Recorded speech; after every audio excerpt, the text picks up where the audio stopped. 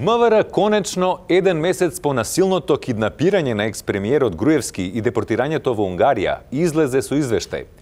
Имено според анализите на последната слика на Никола Груевски која се врти на социјалните мрежи, се потврдува тезата на премиерот Зоран дека Никола е киднапиран. Никој кој не е под присила не би носел ваква зимска јакна, заклучија експертите предводени од генерал Сергеј Варошлија. Покрај тоа, тие ги анализирали неговите раце, кои се стегнати во тупаница, што значи дека му е студено и е чуван во ладна просторија. Меѓу другото, загрижени се и од нутриционистичката комора на Република Македонија, кој кога го видоа Груевски како јаде во ресторан во Будимпешта, се јави со своја реакција.